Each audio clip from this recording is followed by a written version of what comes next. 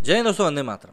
दो कहावतें हैं। पहली है खिसियाई बिल्ली खंबा नोचे और दूसरी है अंगूर खट्टे हैं।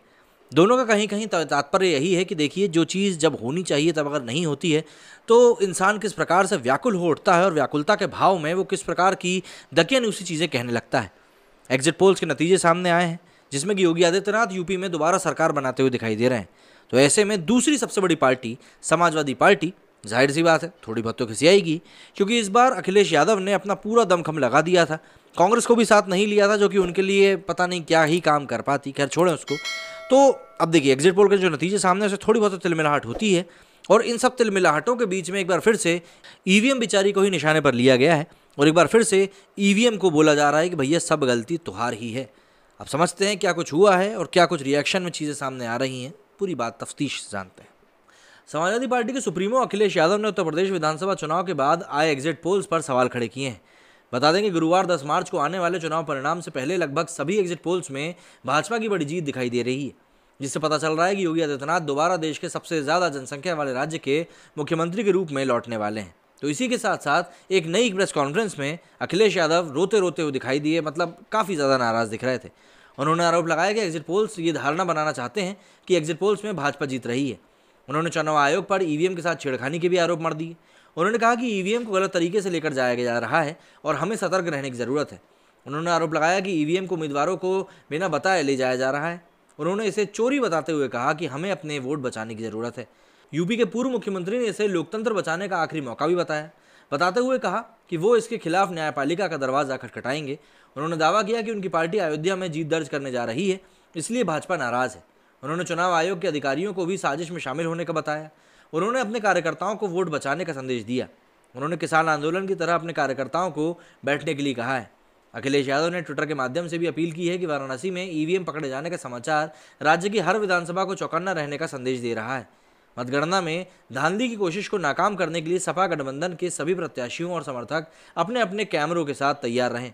युवा लोकतंत्र व भविष्य की रक्षा के लिए मतगणना के सिपाही बने। आज से, अभी से हर युवा, हर मतदाता अगले 3 दिन तक मत की रक्षा के लिए मतगणना केंद्र की किलेबंदी कर दे और ढोल मंजीरा लेकर आज़ादी के अफसाने गाए। मतलब बात है, सुनिए आप इनकी। खैर, अखिलेश यादव ने कहा कि किसानों की तरह उनके लिए भी लोकतंत्र के लंगर लगेंगे और दुनिया देखेगी कि लोकतंत्र को कैसे बचाया जाता है। उन्होंने दावा किया कि राजनीति बाहुबल के आगे जनबल झुकेगा नहीं। बता दें कि एग्जिट पोल्स में भाजपा को 250 से भी ज़्यादा सीटें मिलती हुई दिख रही हैं। उत्तर प्रदेश में सपा, बसपा, कांग्रेस सत्ताधारी भाजपा में ही मुख्य लड़ाई है। हालांकि कांग्रेस का खाता खोलने का बहुत बड़ी एक विडंबना है कि वो लोग खाता भी खोल पाते हैं कि नहीं खोल पाते हैं। इन सब बातों के बीच प्रशांत पटेल उमराव ने ट्वीट किया कि इटावा में लाल टोपी वाले गुंडे हिंसा की तैयारी करते हुए उत्तर प्रदेश को बंगाल नहीं बनने दिया जाएगा। वीडियो में जिस तरह से नारे लगाते हुए सपा कार्यकर्ता जा रहे हैं, उससे कई कयास लगाए जा रहे हैं। वहीं अखिलेश यादव का कहना है कि रिजल्ट आने से पहले ईवीएम पर समाजवादी पार्टी की कड़ी नज़र रख रही है। सपा ने निगरानी के लिए सभी जिलों में प्रभारी नियुक्त किए हैं। इनके अलावा पार्टी ने सभी जिलाध्यक्षों और प्रत्याशियों को आखिरी समय तक मतगणना स्थल पर डटे रहने के भी निर्देश दिए हैं। यहाँ तक भी कहा जा रहा है कि अखिलेश यादव के निर्देश के बाद सपा के बड़े नेता भी इटावा जिले में मतगणना होने वाली जगह पर देर रात पहुँच गए। इन नेताओं में अखिलेश यादव के चचेरे भाई जिला पंचायत अध्यक्ष अभिषेक यादव भी शामिल थे, जिन्हें सपा ने जिले में मतगणना के लिए प्रभारी बनाया था। उन्होंने आरोप लगाया कि अन्य जिलों में ईवीएम पकड़ने की शिकायत आ रही है, इसलिए हम दिन रात अपने वोटों और ईवीएम की सुरक्षा में डटे हैं।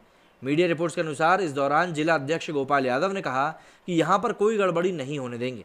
हम सभी पदाधिकारी मौजूद हैं और मतगणना के आखिरी समय तक डटे रहेंगे। दरअसल एक दिन पहले ही अखिलेश यादव ने ईवीएम को लेकर चुनाव आयोग पर आरोप लगाए थे, जिनका चुनाव आयोग ने खंडन करते हुए बताया था कि वाराणसी में मिले ईवीएम ट्रेनिंग के लिए जा रहे थे। वहीं ईवीएम की सुरक्षा के नाम पर सपा कार्यकर्ताओं ने देर रात सिटी मजिस्ट्रेट के साथ साथ कई अधिकारियों की गाड़ियों की भी तलाशी ले ली।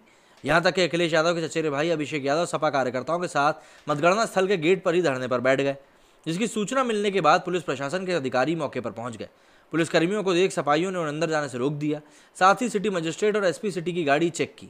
एडीएम जयप्रकाश सिंह ने बताया कि सपा कार्यकर्ताओं के मन में किसी प्रकार का संशय है, इसलिए मतगणना स्थल के बाहर गेट पर वो बैठे हैं, जिसे देखते हुए सुरक्षा और लॉ एंड ऑर्डर की दृष्टि से गेट के पास पुलिस फोर्स तैनात की गई है।